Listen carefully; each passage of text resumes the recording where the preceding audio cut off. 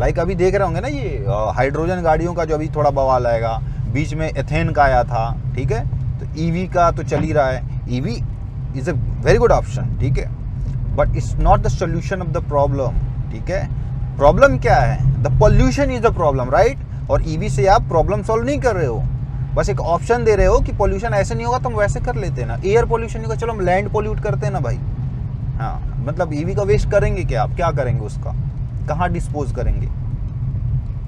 सो ये चीज़ है। सॉल्यूशन क्या था? बायोफ्यूल, है ना। सीवीड उगाइए, सीवीड, समंदर खाली है पूरा, आप उसको, और बायोफ्यूल में आपको इंजन चेंज नहीं करना है, ये पेट्रोल गाड़ी में ही, इसी में बायोफ्यूल चल जाएगा, गाड़ी चलती रहेगी, कोई दिक्कत नहीं है, नई गाड़ी नहीं लेना है आपको, ठीक है।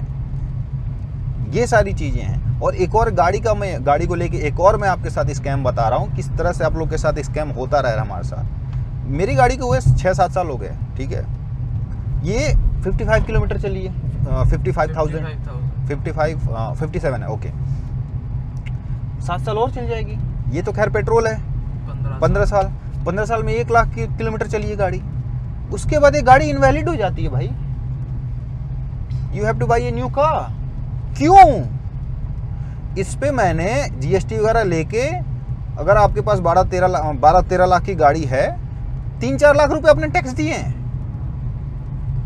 आराम से, रजिस्ट्रेशन वगैरह लेके आप आराम से 30-35% तो आपने टैक्स दे रखा है। और 15 साल के बाद फिर से आपको गाड़ी खरीदनी है। इसका इंजन सही है, सब कुछ सही है, फिर प्रॉब्लम क्या है? क्यों 15 ईयर्स? क्यों? क्योंकि जो अगर आप लंबा छोड़ने लगे गाड़ियों को कि हाँ आप चलाओ सही करा के, तो ये जो ऊपर के लोग बैठे हैं, जो कार की जो कंपनियां हैं, उनको फिर पैसा कहाँ से आएगा? दोबारा कार, फिर उनका जो सेलिंग का जो रेशियो है दैट विल डिक्लाइन। समझ रहे हो आप? मेरा अगर 15 साल में मेरी गाड़ी एकदम फिट है, और अगर इंजन खराब होता है, I will fix the engine, that's it. पर यहाँ तो आप गाड़ी को ही इनवैलिड कर रहे हो कि अभी चल नहीं सकती। डीजल 10 साल में, बताओ। हाँ, डीजल का तो 10 साल है। क्यों? यही Why you are sucking the money? यही बोलते हैं ना कि पॉल्यूशन करती हैं गाड़ियां 15 साल बाद पॉल्यूशन करने लगेंगी। इंजन में जो प्रॉब्लम है, जहां से पॉल्यूशन एकदम नहीं हो, नई गाड़ियों में जो पॉल्यूशन नहीं होता, यार इंजन चेंज कर दो। अब स्टीयरिंग थोड़ी पॉल्यूट कर रहा है, ये जो आगे डैशबोर्ड है बाबा, ये थोड़ी पॉल्यूट कर रहा है 15 साल बाद। पॉल्यूट क्या करेगा? जो इंजन का पाइपलाइन है, जहां फायर होता है, रिंग, पिस्टन, दैट्स इट। इतना सिंपल कॉन्सेप्ट है। एक बैटरी होती है, पीछे फ्यूल टैंक होता है, जब आप गाड़ी ऑन करते हो, बैटरी से पावर वो जो स्टार्टर को रोल करता है, वहां से जो जब जैसे ही आप गाड़ी ऑन करते हो तो एक मोटर चल जाता है। कौन सा? जो फ्यूल मोटर होता है, वो फ्यूल को फेंकना शुरू करता है आपके इंजन में, ठीक है। और वहां पे क्या होता है, जो बैटरी के जो वो आप कीज देते हो, या आजकल जो पावर स्टार्ट आप बटन दबाते हो, तो बैटरी जो है आपका वो रोल करती है, मतलब क्या बोलते हैं, सेल्फ स्टार्टर, ठीक है। वो रोल करती है, स्पार्क होता है, फ्यूल में आग लगती है, ठीक है। उसके बाद धुआं निकलता है, गाड़ी स्टार्ट हो जाती है, ठीक है। तो अगर आपकी गाड़ी पोल्यूट कर रही है तो इतना पाइपलाइन ही तो सही करना है। अब पूरी की पूरी गाड़ी क्यों चेंज कर रहे हो? ये सीट क्यों, कैसे पोल्यूट करेंगे मेरे भाई? सीट कैसे पोल्यूट करेंगे आप बताओ मुझे? ये शीशे कैसे पोल्यूट कर रहे हैं 15 साल बाद या 10 साल बाद? फिर भी मेरा एक ये डाउट है, जैसे चलो आप ये सारी बात कर रहे हो, लेकिन ये है ना कि जैसे जो कॉस्ट आएगा इसमें, किसका? ये इन चीजों को सही करने में 70,000 में इंजन चेंज, 70,000 में इंजन नया मक्खन, नो टेंशन। मैक्सिमम 1 लाख। अगर बाहर से आप रिंग पिस्टन वगैरह डलवाते हो, ठीक है, तो 60-70 हजार। कंपनी में डलवाते हो 1,00,000-1,25,000, कोई टेंशन नहीं है।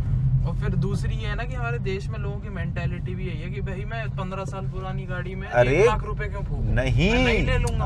अरे नहीं लेगा, 15 लाख वापस लगा के नहीं, लेकिन वो ये उसकी मेंटालिटी। अरे मेंटालिटी उसकी होने दो। मैं कह रहा हूँ 4 साल पे गाड़ी कोई नया खरीदे, लेकिन वो पब्लिक को खरीदने दो ना। आपने क्यों थ्रेशोल्ड लगाया है? मैं कह रहा हूँ मैं हर साल एक नई गाड़ी खरीदूं, कि मैं साल भर पुरानी गाड़ी भी नहीं चलाऊंगा, ठीक है। गवर्नमेंट ने क्यों थ्रेशोल्ड लगाया भाई 15 साल का? अगर आप यूं समझो, आप इमेजिन करो, इंसान है, हमें बुखार हो गया, माँ बाप क्या करते हैं? इलाज कराते हैं। वो पहले साल भी कराते हैं और 10 साल बाद भी कराते हैं, 20 साल बाद भी कराते हैं, राइट? ठीक है। आप सोचिए कोई गवर्नमेंट नियम लगा दें कि अगर 20 साल बाद आपके बच्चे जो है, बच्चे का तबीयत खराब होता है, अब बच्चा ही फेंक दो। यही बात तो हुई कि भाई अगर 20 साल बाद उसको जो तबीयत खराब होता है उसका मैं इलाज कराऊंगा, वो फिट है, चल रहा है, ठीक है। तो गाड़ी क्या है भाई, 15 साल बाद अगर वो पॉल्यूट कर रही है तो जो पाइपलाइन है पॉल्यूशन का वो सही करा लो, टेंशन खत्म। आप नाप तो लो कि पॉल्यूशन कर रही है नहीं कर रही है। जो आप कह रहे हो कि मैं कह रहा हूँ 6 महीने पे हर महीने गाड़ी खरीदो, वो तो पब्लिक का चॉइस हो गया ना।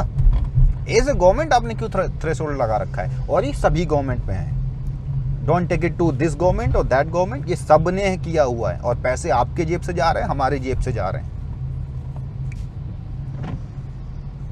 ये इसीलिए करा गया है कि आप हर 15 साल पे 10 साल पे जब नया गाड़ी खरीदेंगे तो बड़े बड़े कंपनियां चलती रहेंगी, और टैक्स एक बहुत बड़ा रीज़न होता है किसी भी डिसीजन में, याद रखिए। फॉर एग्जांपल देश जो है लुट जाएगा जिस स्पीड पे एक्सप्रेसवेज बनाए जा रहे हैं, जिस स्पीड पे एक्सप्रेसवेज बनाए जा रहे हैं। डोंट गेट फैसिनेटेड कि बड़े बड़े रास्ते बन रहे हैं। कर्ज लेके आइसक्रीम खाना बेवकूफ़ी होती है, समझ रहे हैं आप। आज आप एक्सप्रेसवे बना दीजिए, आज से 20 साल बाद आपके सर पे इतना कर्जा होगा, इतनी महंगाई होगी कि पता चलेगा चावल 500 रुपए किलो। एक्सप्रेसवे बना रहे हैं, ट्रांसपोर्ट ही तो करना है ना आपको, सामान यहां से वहां ले आना है। बिल्ड रेलवे ट्रैक्स बनाइए। जो भी देश, अगर आप अमेरिका जाओ, चाइना जाओ, ठीक है, ट्रांसपोर्टेशन का काम उनका ट्रेन से होता है, मेजर काम है ना। ट्रक का काम बहुत बड़ा नहीं होता है उनका। लाइक आप करो भी तो उसको बैलेंस में करो। इंडिया जैसे देश में कर्ज में डुबो के इतने ज्यादा एक्सप्रेसवे बनाना, वो टोल टैक्स जेब से जाना, वो सारा चीज आगे बहुत हार्म करेगा। लाइक जब आप एक ट्रक से जब कोई ट्रांसपोर्ट कर रहे हो, उसका ये देखो कितना वो टनेज कैरी कर रहा है, और फिर उसको कन्वर्ट करो। एक ट्रेन कितना टनेज कैरी करती है इलेक्ट्रिसिटी से, ट्रेन इलेक्ट्रिसिटी चलती है, डीजल से चल नहीं रही है, राइट। और एक ट्रेन और ट्रक में कितना फर्क होता है टनेज कैरी करने का। लाइक माल ट्रेन 100 डब्बों की नॉर्मल होती है, 100 डब्बे तो नॉर्मल होते हैं कि ये जो, हाँ 100 डब्बे तो आराम से रख लो, यानी कि एक डब्बे का एक ट्रक का भी क्वांटिटी मानो, इतने बड़ा उनका वो जो कंपार्टमेंट होता है कोचेस का। 100 ट्रक एक साथ चल रहे हैं, 100 ट्रक के डीजल का खर्च निकालो, कॉस्टिंग, ठीक है, और उतना फिर कन्वर्ट करो जो बिजली है आपको। अरे कम नहीं, चिल्लर छुट्टा, मतलब यूं कहोगे यार ये तो कुछ नहीं लग रहा है, कुछ नहीं लग रहा है। तो उसके पीछे रीजन क्या है कि भाई जितना ज्यादा एक्सप्रेसेस बनेगा उतना ज्यादा ट्रकें चलेंगी, कि ना अरे बहुत ईजी इधर चले जाओ, लेकिन वो तेल का पैसा जाएगा उतना, फ्यूल भी टैक्स पे जाता है, प्लस टोल टैक्स जाएगा। और अगर आप कंस्ट्रक्ट करते हो, रेलवे का लाइन कंस्ट्रक्ट करते हो, रेलवे में आप अपनी कंपनी से तो टोल लोगे नहीं ना, बात समझ रहे हो। रेलवे पे कहीं टोल लगता है भाई, रेलवे सरकारी है, बात समझ रहे हो, रेलवे तो सरकारी हो गया, उसमें तो आप टोल लोगे नहीं, और उसमें डीजल का भी टैक्स आपको ही जा रहा है, मतलब पब्लिक थोड़ी दे रही है, वो तो इलेक्ट्रिसिटी बन रही है, जितने में बन रही है उतना जा रहा है। सही कह रहे हो। तो सारा चीज ये है, एक्सप्रेसवे है। जब आपको रोटी नसीब नहीं हो रहा है तब आपको रसमलाई दिया जा रहा है। ध्यान दीजिएगा, हमें जरूरत थी सड़क बनाने की, हम बना रहे एक्सप्रेसवे। और जिस रेट पे अरे ये बन रहा है, वो अभी हम लोग उस दिन बात किए थे ना, वो कि ताज एक्सप्रेसवे जा रहा है, वो कानपुर का, उसमें मैंने बोल दिया था, उन्नाव बोल दिया था मैं, कन्नौज के पास से रास्ता कटता है, कानपुर वहां से 70 किलोमीटर है, 70 किलोमीटर बना देते एक्सप्रेसवे। नहीं, हम एक नया एक्सप्रेसवे बनाएंगे बुलंदशहर टू कानपुर 500 किलोमीटर का, जबकि ताज एक्सप्रेसवे खाली रहता है। आप बहुत सारे वीडियोस में देखे रहेंगे कि जितना ट्रैफिक वहां चलता है, डबल ट्रैफिक उससे हैंडल कर लेता है, ट्रिपल हैंडल कर लेगा अभी। बट हम एक और एक्सप्रेसवे बनाएंगे, फिर वहां से एक और एक्सप्रेसवे बनाएंगे। आप स्कूल्स बनाओ। पहले हम सुनते थे ना कि ऐसे मम्मी पापा, ये मतलब दादाजी कहते थे, अरे हम तो पढ़ने जाते थे तैर के, बारिश में भीग के, 20 किलोमीटर साइकिल चला के, पैदल जाते थे, इतना बहुत। कहने का मतलब कोई भी कंडीशन हो, बारिश हो, तालाब हो, पानी हो, हम तैर के जाएंगे।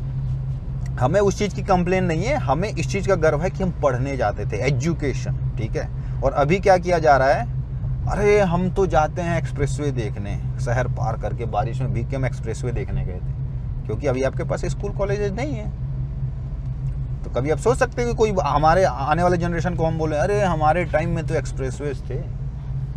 बिकॉज दुनिया कितनी भी आगे चली जाए, हमें तो चाहिए एजुकेशन ही, हमें एम्स नहीं चाहिए, हमें जिले जिले में अस्पताल चाहिए थी। बात समझ रहे हो? एम्स तो एक ही है ना। एम्स एक है, और भी बहुत सारे एम्स हैं, बट आप यूँ समझना, जैसे मैं अपनी एग्जांपल दे रहा हूँ, जैसे हमारा गोरखपुर में एक एम्स है, ठीक है। गोरखपुर का जो एरिया लगता है, जो मंडल पूरा है गोरखपुर, उसमें 5-6 जिले आते हैं। तो एक जिले से जब आप वहाँ जाते हो ना, सपोज आपको बुखार हुआ है, नॉर्मल बुखार हुआ है, कोई साथ में जाएगा? बस से जाएगा, फिर ऑटो वगैरह दिन भर रुकना वहाँ, 2 आदमी का 500-600 जेब से ऐसे चले गए। तो बंदे क्या सोचते हैं, 600 रुपये ऐसे भी किराए में जाने वाला है, यहीं प्राइवेट में इलाज करा लो। और क्या। आपको एम्स नहीं बनाना था सर, आपको बनाना था गांव-गांव में क्लिनिक, छोटे-छोटे क्लिनिक। आपको रोटी देनी है, रसमलाई नहीं देना है। 100 आदमी को रोटी देना मुश्किल है, 10 आदमी को रसमलाई देना बहुत आसान है। सो वही चीज़ हो रहा है। आप ये मत बताइए कि आपने 10 एम्स बनवा दिए या 15 एम्स बनाइए, आपने क्लिनिक्स कितने बनाए? ये सब चीजें तो प्राइवेट सेक्टर पे छोड़ रखी है सरकार ने, वो देखेंगे भाई। और उनके भाई हॉस्पिटल में घुसो कभी किसी दिन प्राइवेट में, अगर आपको हल्की सी भी जुकाम है, 15,000 का बिल फाड़ देंगे वो आपको। तो सब चीज़ ही 1500 डॉक्टर की फीस, 1500 ये दवाई, 5-6 हजार के टेस्ट, ये सब करा के रहो, ब्लड ये वो। और भाई बंदा नॉर्मली जुकाम खांसी बुखार के हाँ। है, और तुम भाई उसको उस तरीके से ट्रीट करो। लेकिन डॉक्टर भी तो आजकल ऐसे होते हैं ना, क्योंकि चाल चलन ही सही नहीं। आप खुद ही देखो ना, जिस हिसाब से जो टैक्सेशन है हमारे कंट्री में चल रहा है, वो कोई नहीं बात कर रहा। Like I am not saying जो सिटिंग गवर्नमेंट है, जो रनिंग गवर्नमेंट है, सिर्फ अब उससे जो नहीं है गवर्नमेंट में या जो स्टेट में है, उन सबसे हमारा वो बनता है कि हमारा बोलो जिम्मेदारी बनती है और हक बनता है बैठा के पूछे, सर कब तक ऐसे हमारा लेंगे आप, कब तक ऐसे हमारा टैक्स लेंगे आप, कब तक ऐसे हमारा खून निचोड़ेंगे। आप यूँ समझो कि आप 10 लाख की गाड़ी लेने जाते हो, ठीक है, 10 लाख की गाड़ी लेने जाते हो, तो ऑलरेडी आपने 10 लाख पे टैक्स दे रखा है, 30% टैक्स देंगे ना। 10 लाख तो आजकल नॉर्मल गाड़ियाँ आती हैं, 20 लाख हो गया, अरे ऑल्टो ठीक है, इतनी महंगी हो गई। 20 लाख की आप कोई गाड़ी लेने जाते हो, 30% तो ऑलरेडी आपने टैक्स दे दिया है उसके लिए, ठीक है। और फिर 20 लाख रुपया पे आप ऑलरेडी वो जो गाड़ी जो है उस पर 30-40% टैक्स दे रहे हो, कि ये GST, cess, registration tax, road tax वगैरह वगैरह सब कुछ है ना।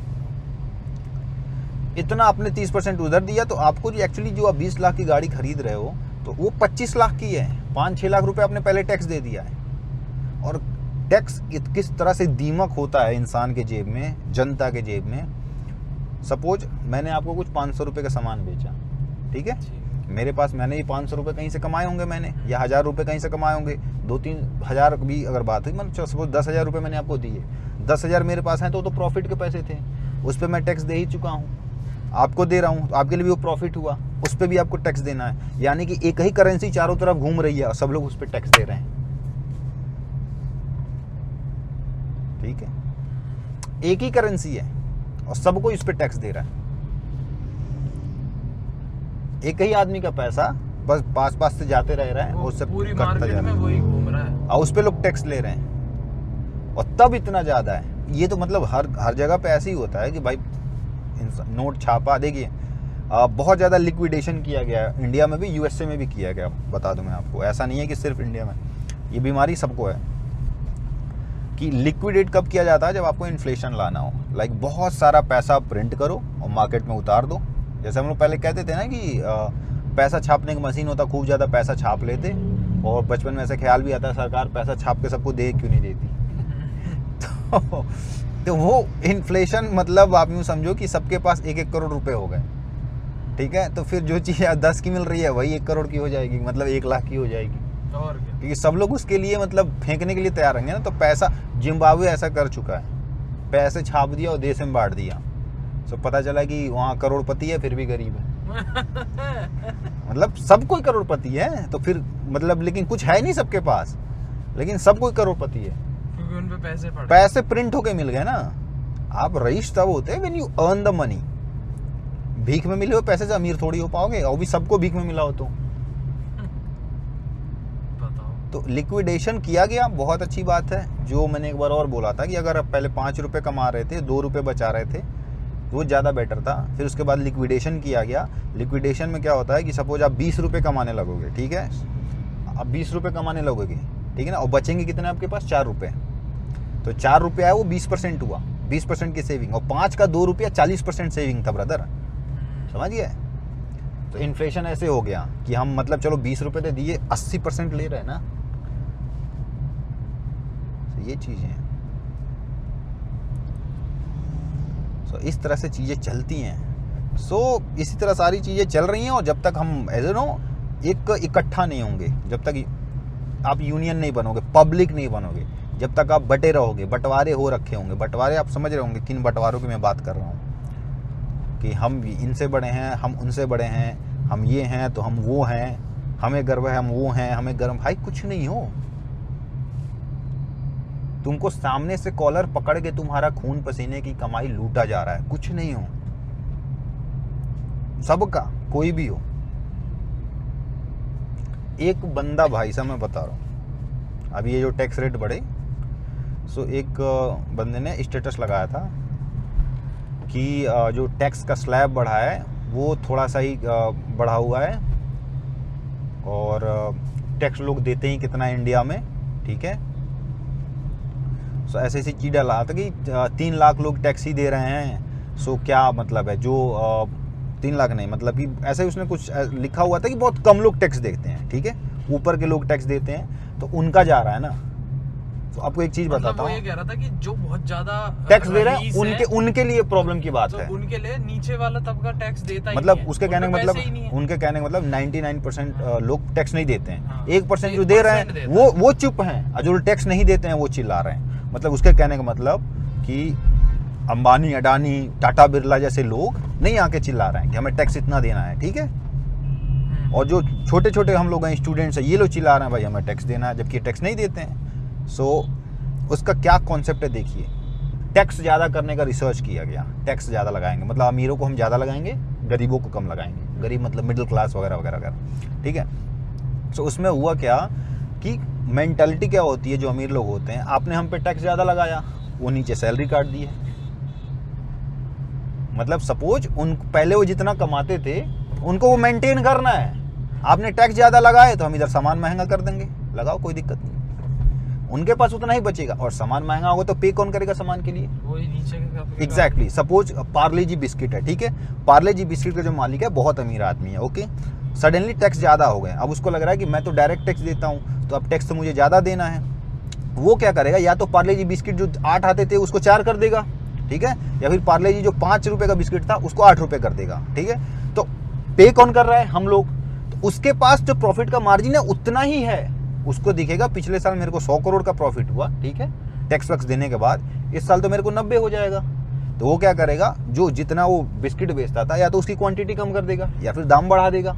तो जो वो 10 करोड़ रुपया उसको जो वापस मेंटेन करना है वो हमारे जेब से ही तो जा रहा है। तो पिछले अब की बार क्या होगा कि पता चलेगा उसने टैक्स ज्यादा दिए लेकिन उसके पास पैसा बचा 110 करोड़, तो इस बार ज्यादा कमा गया वो, इस बार ज्यादा कमा गया क्योंकि उसने दाम बढ़ा देगा ना। सिंपल सा चीज है, जो ऊपर के जो अमीर लोग हैं आप उनको ज्यादा टैक्स करोगे, वो क्या करेंगे, दाम बढ़ा देंगे या क्वांटिटी कम कर देंगे, ठीक है। तो उसके पास पैसा फिर भी वो ग्रोथ में रहेगा। तो जो एंड यूजर होता है ना वो भुगतता है। तो ये बिल्कुल, क्योंकि ये बिल्कुल वाहियात बात है कि हम टैक्स नहीं देते, एंड यूजर टैक्स नहीं देता भाई, भर भर के देते हैं, क्योंकि एंड यूजर ही तो, अब जैसे सपोज जीएसटी हुआ तो उन्हीं से ही है उनको, ऊपर वालों को। हाँ, जहाँ जिसके बाद से बेचना है सर जीएसटी लगा, ठीक है। तो जीएसटी लेता किससे बंदा, देखो मैन्युफैक्चरर बनाया चीज, जीएसटी उसको देना है। सपोज 7,000 में बन गया कोई चीज और उस पर 18% मान लो, ठीक है। तो 18% ऐसे हो जाएगा 7,000 का 700 और 700 1400 1300 के आसपास आएगा। तो 1300 रुपये जो जीएसटी लगाता है वो अगले होलसेलर को जो बेचता है ना उससे ले लिया, ठीक है। वो होलसेलर फिर थोड़ा सा प्रॉफिट मार्जिन रख के फिर उसका 18% ले लिया। एंड में यूजर जी तो देता है ना, जो एंड यूजर है, जो पब्लिक है, जो ग्राउंड लेवल पे है, उसके जेब से पैसे चले गए। समझ रहे हो बात आप। सो कोई भी टैक्स रेट बढ़ता है चिल्लाना आम आदमी को ही पड़ेगा, क्योंकि आम आदमी ही अपने जेब से देता है। आम आदमी डायरेक्टली नहीं दे रहा, इनडायरेक्टली बहुत ज़्यादा टैक्स देता है। आप एक पेन खरीदो या सुई खरीदो या जहाज खरीदो, you are paying the tax. ये चीजें होती हैं सब। वही जो भावनाओं में बह के जब आप सोचोगे ना, तो इस तरह से चीजें चलेंगी।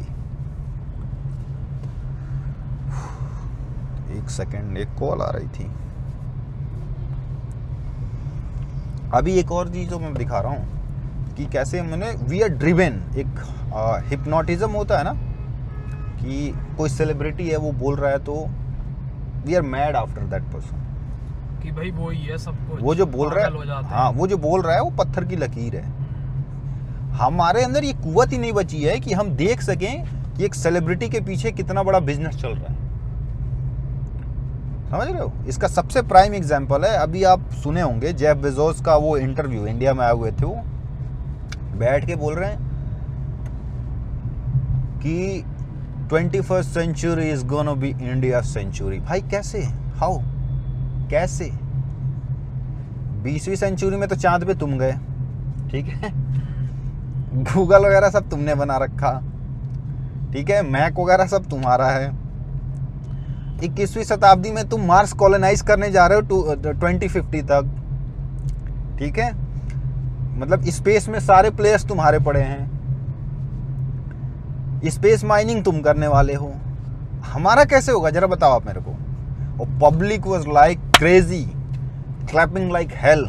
सुन लिया, अरे जेफ बेजोस ने बोल दिया 21st century is gonna be India century. भाई कैसे, उसका तो धंधा चल रहा है ना, वो तो कुछ भी कैसे बोल मुझे जाएगा। बताओ जरा, थोड़ा सा अकल लगाओ। जो देश या जो बंदा वो मिशन चला रहा है कि 2050 2060 तक हम मार्स कॉलोनाइज कर लेंगे, मार्स, वो कह रहा है कोई और देश का आप होने वाला है ये सेंचुरी, और पब्लिक मान भी रही है क्योंकि उनका बिजनेस चल रहा है।